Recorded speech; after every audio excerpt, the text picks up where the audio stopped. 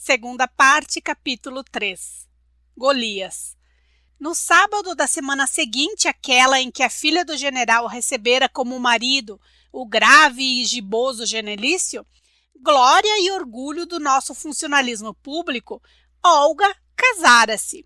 A cerimônia correra com a pompa e a riqueza acostumada em pessoas de sua camada. Houve uns arremedos parisienses de corbeille de noiva e outros pequenos detalhes chiques que não a aborreceram, mas que não a encheram lá de satisfação maior que as noivas comuns. Talvez nem mesmo essa ela tivesse. Não foi para a igreja em virtude de uma determinação certa de sua vontade. Continuava a não encontrar dentro de si motivo para aquele ato, mas aparentemente nenhuma vontade estranha à sua influíra para isso.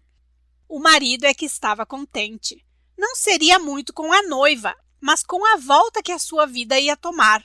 Ficando rico e sendo médico, cheio de talento nas notas e recompensas escolares, via diante de si uma larga estrada de triunfos nas posições e na indústria clínica. Não tinha fortuna alguma, mas julgava o seu banal título um foral de nobreza, equivalente àqueles com que os autênticos fidalgos da Europa brunem o nascimento das filhas dos salsicheiros yankees.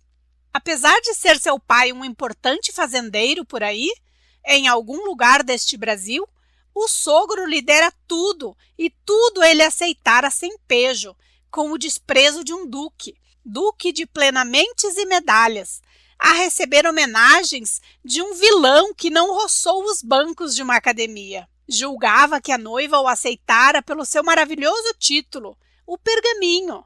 É verdade que foi, não tanto pelo título, mas pela sua simulação de inteligência, de amor à ciência, de desmedidos sonhos de sábio. Tal imagem que dele fizera durara instantes em Olga. Depois foi a inércia da sociedade, a sua tirania e a timidez natural da moça em romper que a levaram ao casamento. Tanto mais que ela, de si para si, pensava que se não fosse este, seria outro a ele igual, e o melhor era não adiar.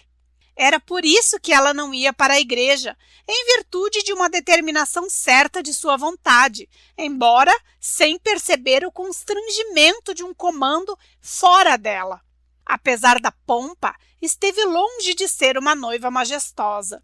Não obstante as origens puramente europeias, era pequena, muito mesmo, ao lado do noivo, alto, erecto, com uma fisionomia irradiante de felicidade, e desse modo ela desaparecia dentro do vestido, dos véus e daqueles atavios obsoletos com que se arreiam as moças que vão se casar.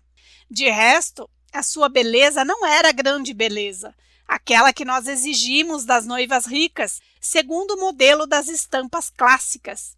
No seu rosto, nada de grego, desse grego autêntico ou de pacotilha, ou também dessa majestade de ópera lírica. Havia nos seus traços muita irregularidade, mas a sua fisionomia era profunda e própria. Não só a luz dos seus grandes olhos negros, que quase cobriam toda a cavidade orbitária, fazia fulgurar o seu rosto móbil, como a sua pequena boca, de um desenho fino, exprimia bondade, malícia, e o seu ar geral era de reflexão e curiosidade. Ao contrário do costume, não saíram da cidade e foram morar em casa do antigo empreiteiro. Quaresma não fora à festa. Mandaram o leitão e o peru da tradição e escreveram uma longa carta. O sítio empolgara-o, o calor ia passar, vinha a época das chuvas, das semeaduras, e não queria afastar-se de suas terras. A viagem seria breve, mas mesmo assim, perdendo um dia ou dois, era como se começasse a desertar da batalha. O pomar estava todo limpo e já estavam preparados os canteiros da horta. A visita de Ricardo veio distraí-lo um pouco, sem desviá-lo, contudo, dos seus afazeres agrícolas. Passou um mês com o major e foi um triunfo. A fama do seu nome precedia-o, de forma que todo o município o disputava e festejava. O seu primeiro trabalho foi ir à vila. Ficava 4 quilômetros adiante da casa de Quaresma, e a estrada de ferro tinha uma estação lá. Ricardo dispensou a estrada e foi a pé, pela estrada de rodagem, se assim se podia chamar um trilho, cheio de caldeirões, que subia e descia morros, cortava planícies e rios em toscas pontes. A vila tinha 2 ruas principais, a antiga, determinada pelo velho caminho de tropas, e a nova, cuja origem veio da ligação da velha com a estrada de ferro. Elas se encontravam em T, sendo o braço vertical o caminho da estação. As outras partiam delas. As casas juntavam-se urbanamente no começo, depois iam espaçando, até acabar em mato, em campo. A antiga chamava-se Marechal Deodoro, ex-imperador, e a nova, Marechal Floriano, ex-imperatriz. De uma das extremidades da rua Marechal Deodoro, partia a da Matriz, que ia ter a igreja, ao alto de uma colina, feia e pobre no seu estilo jesuítico. À esquerda da estação, num campo, a Praça da República, a que ia dar uma rua mal esboçada por espaçadas casas, ficava a Câmara Municipal. Era um grande paralelepípedo de tijolo, cimalha, janelas com sacada de grade de ferro, puro estilo mestre de obras. Compungia essa pobreza de gosto a quem se lembrasse dos edifícios da mesma natureza das pequenas comunas francesas e belgas da Idade Média. Ricardo entrou num barbeiro na rua Marechal Deodoro, Salão Rio de Janeiro, e fez a barba. O Fígaro deu-lhe informações sobre a vila e ele se deu a conhecer. Havia certos circunstantes. Um deles tomou-o a seu cargo e daí um pouco estava relacionado. Quando voltou para a casa do major, já tinha convite para o baile do Dr. Campos, presidente da Câmara, festa que teria lugar na quarta-feira próxima. Chegara sábado e fora passear a vila domingo. Tinha havido missa e o trovador assistiu à saída. A concorrência nunca é grande na roça, mas Ricardo pôde ver algumas daquelas moças do interior, linfáticas e tristes, ataviadíssimas, cheias de laços, descendo silenciosas a colina em que se erguia a igreja, espalhando-se pela rua e logo entrando para as casas, onde iriam passar uma semana de reclusão e tédio. Foi na saída da missa que lhe apresentaram o Dr. Campos. Era o médico do lugar. Morava, porém, fora na sua fazenda e viera de Aranha com a sua filha, Nair, assistir o ofício religioso. O trovador e o médico estiveram um instante conversando, enquanto a filha, muito magra, pálida, com os longos braços descarnados, olhava com um vexame fingido o solo poeirento da rua. Quando eles partiram, ainda Ricardo considerou um pouco aquele rebento dos ares livres do Brasil. À festa do Dr. Campos seguiram-se outras a que Ricardo deu a honra de sua presença e a alegria da sua voz. Quaresma não o acompanhava, mas gozava a sua vitória. Se bem que o major tivesse abandonado o violão, ainda continuava a prezar aquele instrumento essencialmente nacional. As consequências desastrosas do seu requerimento em nada tinham abalado as suas convicções patrióticas. Continuavam as suas ideias profundamente arraigadas. Tão somente ele as escondia, para não sofrer com a incompreensão e maldade dos homens. Gozava, portanto, a fulminante vitória de Ricardo, que indicava bem naquela população a existência de um resíduo forte da nossa nacionalidade, a resistir às invasões das modas e gostos estrangeiros. Ricardo recebia todas as honras, todos os favores, por parte de todos os partidos. O Dr. Campos, presidente da Câmara, era quem mais o cumulava de homenagens. Naquela manhã, até esperava um dos cavalos do edil, para dar um passeio ao Carico, e esperando, foi dizendo a Quaresma que ainda não tinha partido para o Eito. Major, foi uma boa ideia vir para a roça. Vive-se bem e pode-se subir. Não tenho nenhum desejo disso. Você sabe como me são estranhas todas essas coisas. Sei, não digo que se peça, mas quando nos oferecem, não devemos rejeitar, não acha? Conforme, meu caro Ricardo. Eu não podia aceitar encargo de comandar uma esquadra. Até aí, não vou. Olhe, Major, eu gosto muito de violão. Mesmo dedico a minha vida ao seu levantamento moral e intelectual. Entretanto, se amanhã o presidente dissesse: seu Ricardo, você vai ser deputado, o senhor pensa que eu não aceitava, sabendo perfeitamente que não podia mais desferir os trenos do instrumento? Ora, se não, não se deve perder vaza, Major. Cada um tem as suas teorias. De certo. Outra coisa, Major. Conhece o Dr. Campos? De nome. Sabe que ele é presidente da Câmara? Quaresma olhou um instante para Ricardo com uma ligeira desconfiança. O menestrel não notou o gesto do amigo e emendou. Mora daqui a 1 légua. Já lhe toquei em casa e hoje vou a cavalo passear com ele. Fazes bem. Ele quer conhecê-lo. Posso trazê-lo aqui? Podes. Um camarada do Dr. Campos, neste instante, entrava pela porteira trazendo o cavalo prometido. Ricardo montou e Quaresma seguiu para a roça ao encontro dos seus 2 empregados. Eram agora 2, pois, além do Anastácio, que não era bem um empregado, mas agregado, admitira o Felizardo. Era manhã de verão, mas as chuvas continuadas dos dias anteriores tinham atenuado a temperatura. Havia uma grande profusão de luzes e os ares estavam doces.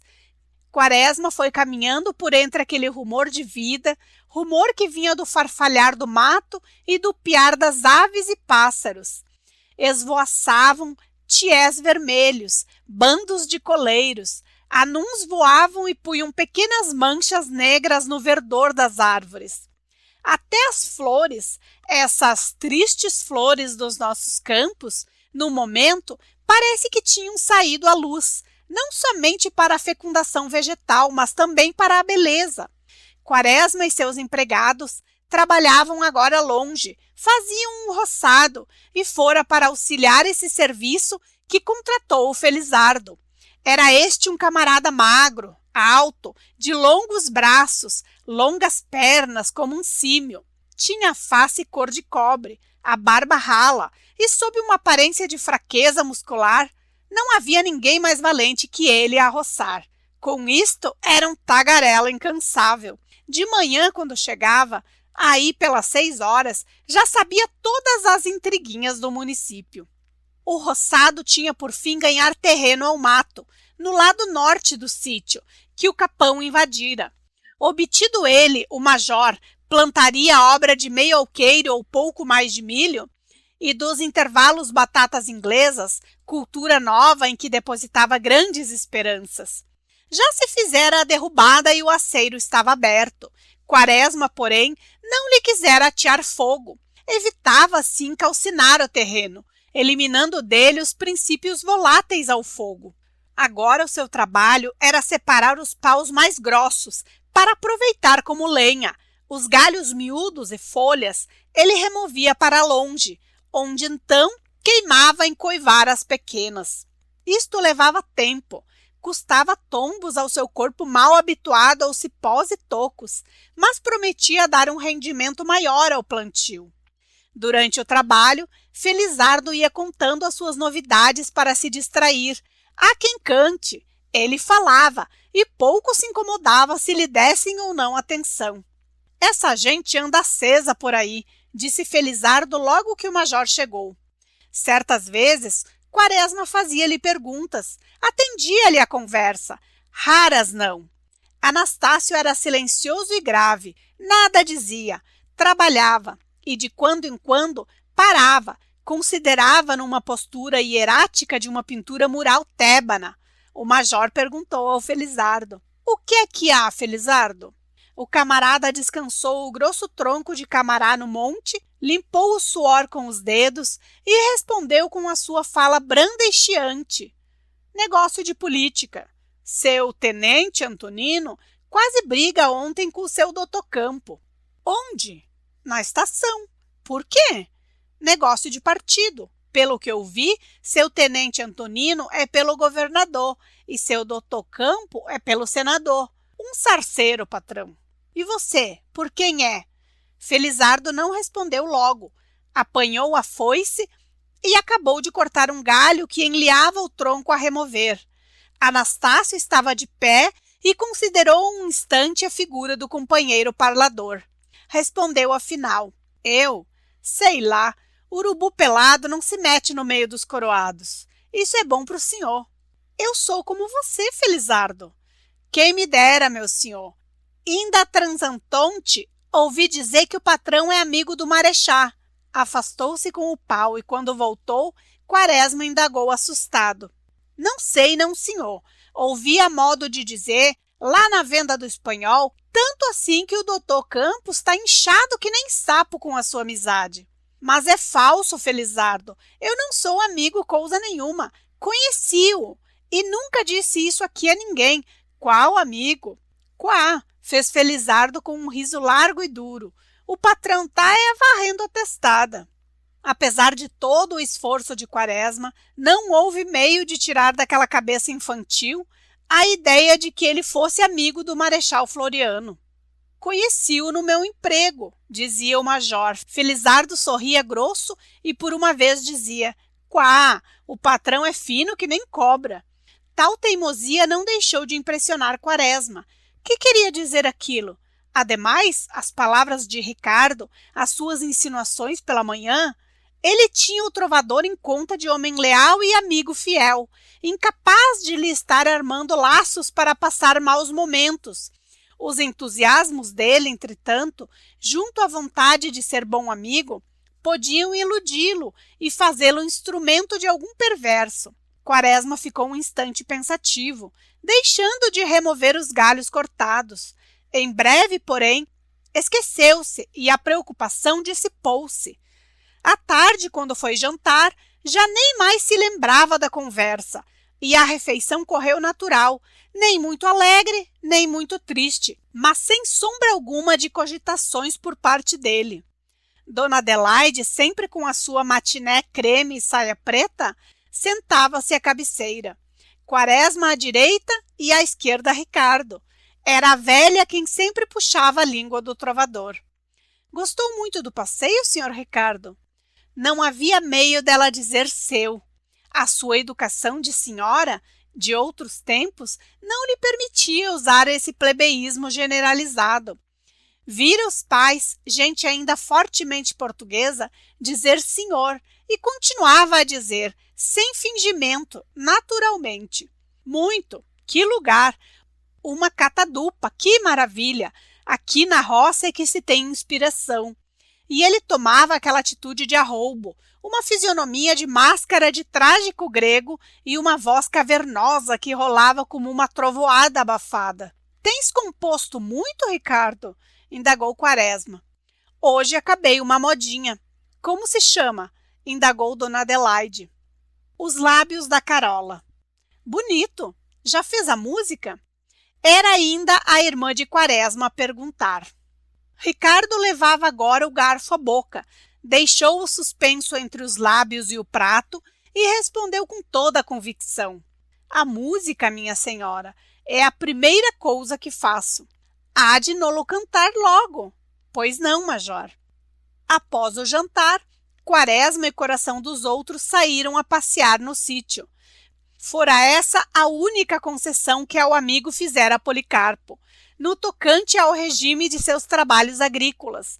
Levava sempre o pedaço de pão, que esfarelava em migalhas no galinheiro, para ver a atroz disputa entre as aves. Acabando, ficava um instante a considerar aquelas vidas, criadas, mantidas e protegidas para sustento da sua.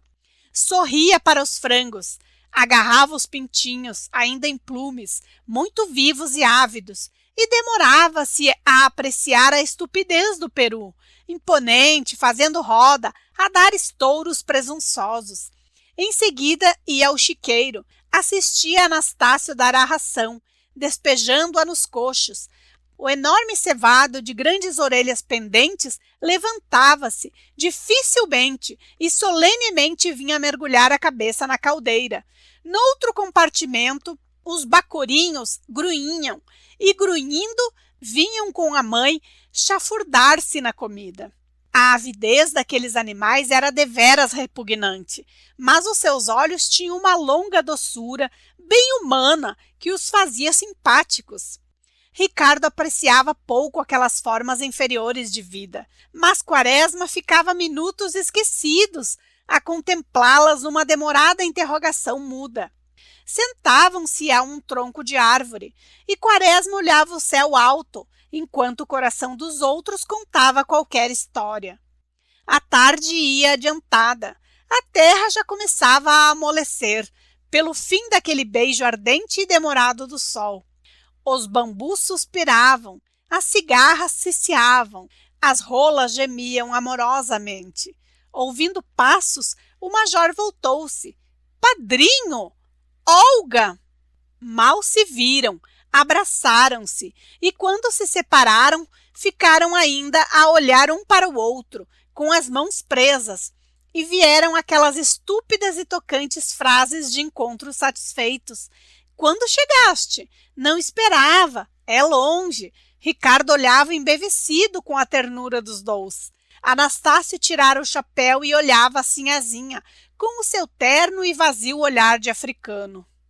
Passada a emoção, a moça se debruçou sobre o chiqueiro, depois passou a vista pelos 4 pontos e Quaresma perguntou: — Que dê teu marido? O doutor está lá dentro. O marido tinha resistido muito em acompanhá-la até ali. Não lhe parecia bem aquela intimidade com um sujeito sem título, sem posição brilhante e sem fortuna. Ele não compreendia como o seu sogro, apesar de tudo um homem rico, de outra esfera, tinha podido manter e estreitar relações com um pequeno empregado de uma repartição secundária, e até fazê-lo o seu compadre. Que o contrário se desse era justo, mas como estava a coisa, parecia que se abalava toda a hierarquia da sociedade nacional. Mas, em definitivo, quando Dona Adelaide o recebeu cheia de um imenso respeito, de uma espetacular consideração, ele ficou desarmado e todas as suas pequenas vaidades foram trocadas e satisfeitas. Dona Adelaide, mulher velha, do tempo em que o Império armava essa nobreza escolar, possuía em si uma particular reverência, um culto pelo doutorado, e não lhe foi, pois, difícil demonstrá-lo quando se viu diante do doutor Armando Borges, de cujas notas e prêmios ela tinha exata notícia. Quaresma mesmo recebeu-o com as maiores marcas de admiração, e o doutor, gozando aquele seu sobre-humano prestígio, ia conversando pausadamente, sentenciosamente, dogmaticamente. E à proporção que conversava, talvez para o efeito não se dissipasse, virava com a mão direita o grande anelão simbólico, o talismã, que cobria a falange do dedo indicador esquerdo, ao jeito de marquise. Conversaram muito. O jovem par contou a agitação política do Rio, a revolta da fortaleza de Santa Cruz, Dona Adelaide, a epopeia da mudança, móveis quebrados, objetos partidos. Pela meia-noite todos foram dormir com uma alegria particular. Enquanto os sapos levantavam no riacho defronte o seu grave hino à transcendente beleza do céu negro, profundo e estrelado.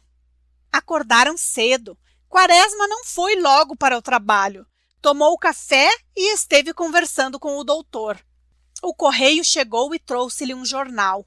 Rasgou a cinta e leu o título. Era O Município, hebdomadário, filiado ao partido situacionista. O doutor se havia afastado. Ele aproveitou a ocasião para ler o jornaleco. Pôs o pince-nez, recostou-se na cadeira de balanço e descobriu o jornal. Estava na varanda. O terral soprava nos bambus que se inclinavam molemente. Começou a leitura. O artigo de fundo intitulava-se Intrusos e consistia em uma tremenda descompostura aos não nascidos no lugar que moravam nele. Verdadeiros estrangeiros que se viam intrometer na vida particular e política da família curuzuense, perturbando-lhe a paz e a tranquilidade. Que diabo queria dizer aquilo? Ia deitar fora o jornaleco quando lhe pareceu ler seu nome entre versos. Procurou o lugar e deu com estas quadrinhas. Política de Curuzu. Quaresma, meu bem, Quaresma. Quaresma do coração. Deixa as batatas em paz. Deixa em paz o feijão. Jeito não tens para isso. Quaresma, meu cocumbi. Volta à mania antiga de redigir em tupi. Olho vivo. O major ficou estuporado. Que vinha a ser aquilo? Por quê? Quem era? Não atinava, não achava o motivo e o fundo de semelhante ataque. A irmã aproximara-se acompanhada da afilhada. Quaresma estendeu-lhe o jornal com o braço tremendo. Lê isto, Adelaide. A velha senhora viu logo a perturbação do irmão e leu com pressa e solicitude. Ela tinha aquela ampla maternidade das solteironas, pois parece que a falta de filhos reforça e alarga o interesse da mulher pelas dores dos outros. Enquanto ela lia, Quaresma dizia: mas que fiz eu? Que tenho com política? E coçava os cabelos já bastante encanecidos. Dona Adelaide disse então docemente: sossega, Policarpo. Por isso só? Ora! A afilhada leu também os versos e perguntou ao padrinho: o senhor se meteu algum dia nessa política daqui? Eu nunca! Vou até declarar que... Está doido? Exclamaram as duas mulheres a um tempo, ajuntando a irmã. Isto seria uma covardia, uma satisfação. Nunca! O doutor e Ricardo chegaram de fora e encontraram os três nessas considerações. Notaram a alteração de Quaresma. Estava pálido, tinha os olhos úmidos e coçava sucessivamente a cabeça. Que há, major? Indagou o troveiro. As senhoras explicaram o caso e deram-lhe as quadrinhas a ler. Ricardo depois contou o que ouvira na vila. Acreditavam todos que o major viera para ali no intuito de fazer política, tanto assim que dava esmolas, deixava o povo fazer lenha no seu mato, distribuía remédios homeopáticos. O Antonino afirmava que havia de desmascarar semelhante tartufo. E não desmentiste? Perguntou Quaresma. Ricardo afirmou que sim, mas o escrivão não quisera acreditar nele e reiterara os seus propósitos de ataque.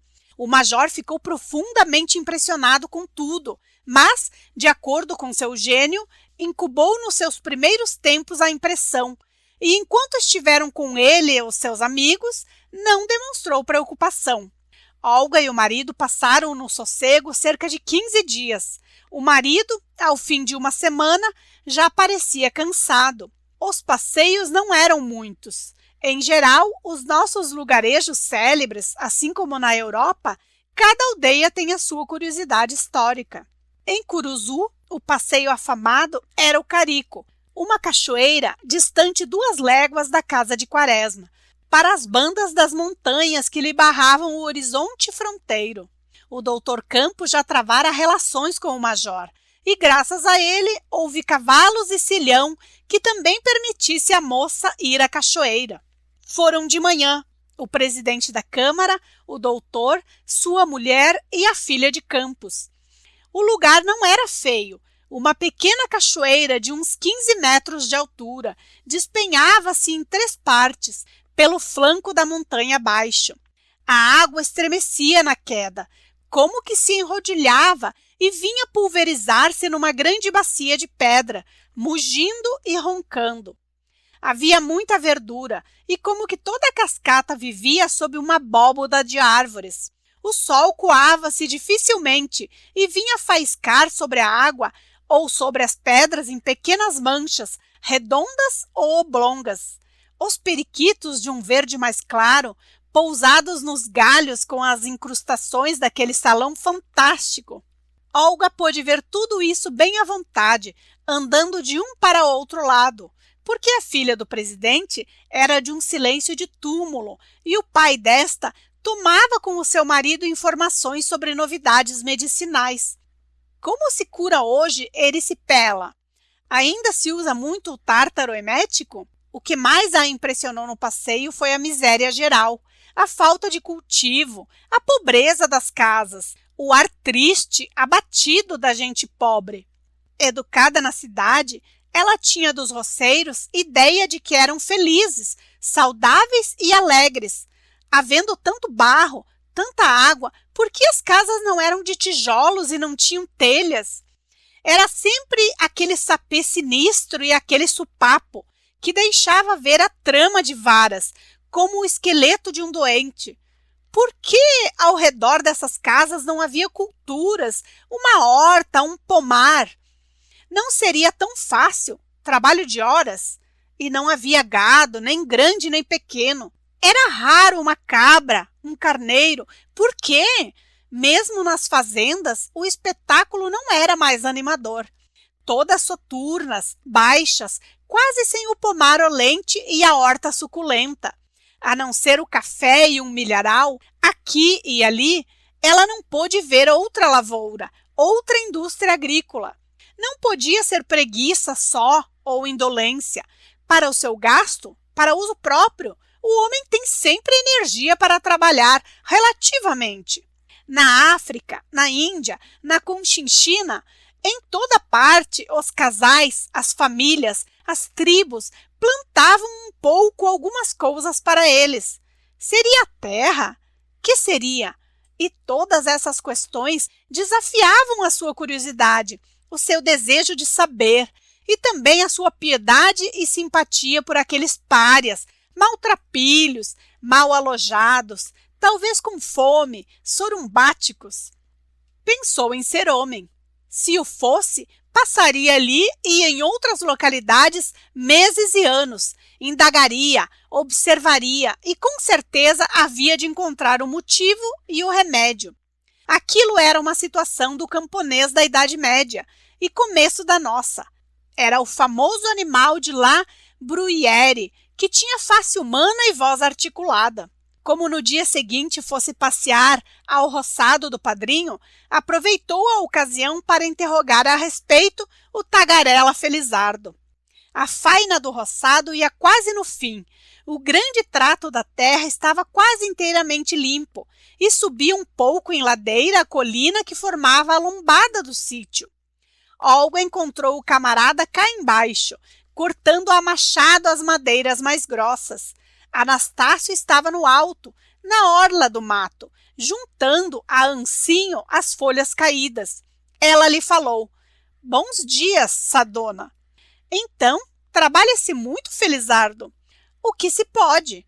Estive ontem no Carico, bonito lugar. Onde é que você mora, Felizardo?" "É doutra banda, na estrada da vila." "É grande o sítio de você?" "Tem alguma terra, sim, senhora, Sadona." "Você, por que não planta para você?" "Quá, Sadona, o que é que a gente come?" "O que plantar ou aquilo que a plantação der em dinheiro." "Sadona está pensando uma coisa e a coisa é outra. Enquanto planta cresce, e então?" "Quá, Sadona, não é assim." Deu uma machadada, o tronco escapou, colocou o melhor no picador e antes de desferir machado, ainda disse: "Terra não é nossa." "E frumiga?" "Nós não tem ferramenta. Isso é bom para italiano ou alamão, que o governo dá tudo. Governo não gosta de nós." Desferiu o machado firme, seguro, e o rugoso tronco se abriu em duas partes, quase iguais, de um claro amarelado, onde o cerne escuro começava a aparecer. Ela voltou querendo afastar do espírito aquele desacordo que o camarada indicara, mas não pôde. Era certo. Pela primeira vez notava que o self-help do governo era só para os nacionais, para os outros todos os auxílios e facilidades, não contando com a sua anterior educação e apoio dos patrícios. E a terra não era dele? Mas de quem era então tanta terra abandonada que se encontrava por aí? Ela vira até fazendas fechadas, com as casas em ruínas. Por que esse acampamento, esses latifúndios inúteis e improdutivos? A fraqueza de atenção não lhe permitiu pensar mais no problema. Foi vindo para casa, tanto mais que era hora de jantar e a fome lhe chegava. Encontrou o marido e o padrinho a conversar. Aquele perdera um pouco da sua morgue. Havia mesmo ocasião em que era natural. Quando ela chegou, o padrinho exclamava: adubos, é lá possível que um brasileiro tenha tal ideia, pois se temos as terras mais férteis do mundo. Mas se esgotam, major, observou o doutor. Dona Adelaide, calada, seguia com atenção o crochê que estava fazendo. Ricardo ouvia com os olhos arregalados e Olga intrometeu-se na conversa. Que zanga é essa, padrinho? É teu marido que quer convencer-me que as nossas terras precisam de adubos. Isto é lá uma injúria. Pois fique certo, major, se eu fosse o senhor, aduziu o doutor, ensaiavam os fosfatos. De certo, major, obtemperou Ricardo. Eu, quando comecei a tocar violão, não queria aprender música. Qual música, qual nada. A inspiração basta. Hoje vejo que é preciso. É assim, resumiu ele. Todos se entreolharam, exceto Quaresma, que logo disse com toda a força d'alma: senhor doutor, o Brasil é o país mais fértil do mundo. É o mais bem dotado e as suas terras não precisam empréstimos para dar sustento ao homem. Fique certo. Há mais férteis, major, avançou o doutor. Onde? Na Europa. Na Europa. Sim, na Europa. As terras negras da Rússia, por exemplo. O major considerou o rapaz durante algum tempo e exclamou triunfante: o senhor não é patriota. Esses moços... O jantar correu mais calmo. Ricardo fez ainda algumas considerações sobre o violão. À noite, o menestrel cantou a sua última produção, Os Lábios da Carola. Suspeitava-se que Carola fosse uma criada do Dr. Campos, mas ninguém aludiu a isso. Ouviram-no com interesse e ele foi muito aclamado. Olga tocou no velho piano de Dona Adelaide e antes das 11 horas estavam todos recolhidos. Quaresma chegou a seu quarto, despiu-se, enfiou a camisa de dormir e, deitado, pôs-se a ler um velho elogio das riquezas e opulências do Brasil. A casa estava em silêncio, do lado de fora, não havia a mínima bulha. Os sapos tinham suspendido um instante a sua orquestra noturna. Quaresma lia e lembrava-se que Darwin escutava com prazer esse concertos dos charcos. Tudo na nossa terra é extraordinário, pensou. Da despensa, que ficava junto a seu aposento, vinha um ruído estranho. Apurou o ouvido e prestou atenção. Os sapos recomeçaram o seu hino. Havia vozes baixas, outras mais altas e estridentes. Uma se seguia à outra. Num dado instante, todas se juntaram num uníssono sustentado. Suspenderam um instante a música. O major apurou o ouvido. O ruído continuava. Que era? Eram uns estalos tênues. Parecia que quebravam gravetos, que deixavam outros cair ao chão. Os sapos recomeçaram. O regente deu uma martelada e logo vieram os baixos e os tenores. Demoraram muito. Quaresma pôde ler umas 5 páginas. Os batráquios pararam. A bulha continuava. O major levantou-se, agarrou o castiçal e foi à dependência da casa de onde partia o ruído. Assim mesmo como estava, em camisa de dormir. Abriu a porta. Nada viu. Ia procurar nos cantos, quando sentiu uma ferroada no peito do pé. Quase gritou. Abaixou a vela para ver melhor e deu com uma enorme saúva agarrada com toda a fúria à sua pele magra.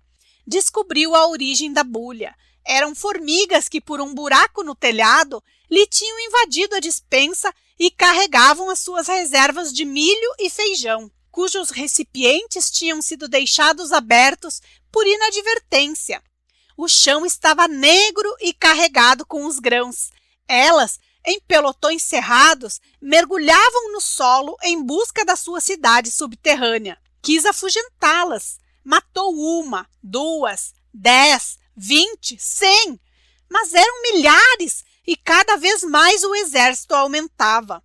Veio uma, mordeu-o, depois outra, e o foram mordendo pelas pernas, pelos pés, subindo pelo corpo. Não pôde aguentar, gritou, sapateou e deixou a vela cair.